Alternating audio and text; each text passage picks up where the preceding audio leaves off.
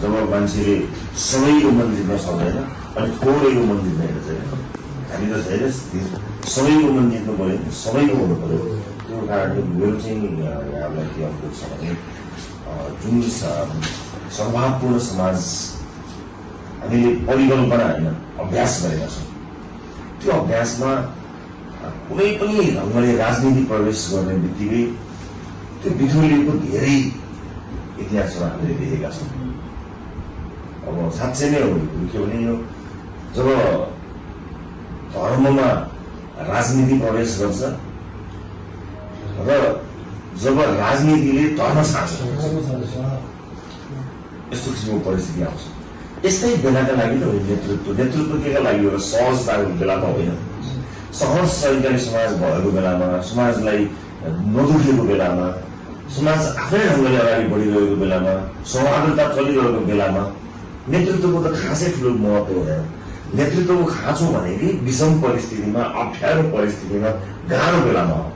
यो केही गाह्रो भएको अवस्था भएको हुनाले मेरो यहाँहरूलाई विनम्रतापूर्वक के अनुरोध छ भने यदि हामीले गरेको सल्लाह अनुसार हामी यसमा सहमत छैनौँ, हामी हाम्रो सद्भाव बिथोलिन दिँदैनौँ, हामी यो सद्भावलाई कायम राख्न चाहन्छौँ र यो हाम्रो काम होइन, जसले गरिरहेको छ तिनीहरूले गलत गरिरहेका छन् भन्ने हाम्रो आजको यो बैठकको निष्कर्ष हो भने हामी त्यसमा प्रतिबद्ध छौँ र हाम्रो भोलिलाई हामीले व्यवहारमा लैजाने हो भने मलाई लाग्छ दुवै संस्थाहरूको एउटा संयुक्त विज्ञप्ति यहीँ बसेर बनाऊ, यहीँबाट सन्देश दिउँ।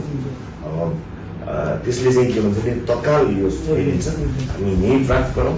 यहाँहरू सहमत हुनुहुन्छ भने र यो श्रेय जसले पाए पनि फरक पर्दैन, यो श्रेय प्राप्त गर्ने दौडमा हामी छैन, म त बिल्कुल छैन।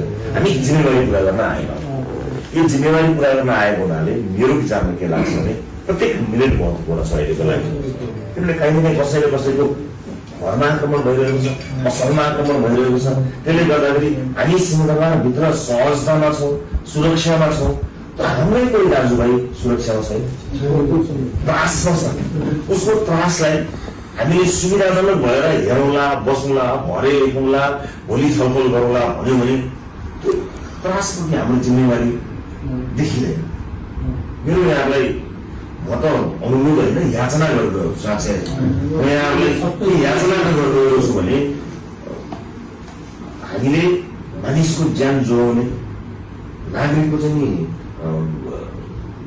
धन जति पनि छ जोगाउने यो बेलामा हामीले अलिकति पनि ढिला गऱ्यौँ भने त्यसले अर्को विध्वंस निम्ताउन सक्दछ।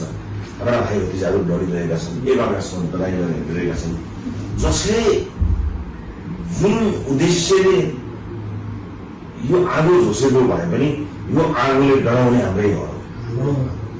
आज त्यो डढेको भयो, अलिक पर छ सिंहदरबार भएर त्यसको तातो, त्यसको धुवा हामीलाई महसुस भएको छैन।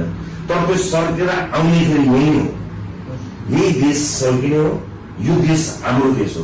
वर्षौँदेखि एकअर्कासँग मिलेर बसेको यो समुदायमा आँखा लाग्यो। आँखा लगाउन नदिनको लागि तत्काल आज नै हामी बसौँ, अहिले नै बसौँ, यहीँ ड्राफ्ट गरौँ। साथीभाइ हुन्छ, सचिवालय छ, सबै कम्प्युटरदेखि लिएर सबै चिज यहाँ छ। अरू साथीभाइलाई बोलाउन बस्छ भने बोलाउँ र यहाँबाट नै हामी संयुक्त एउटा वक्तव्यलाई अगाडि ल्याउँ भन्ने मैले प्रस्ताव राखेँ। यहाँलाई के छ कसरी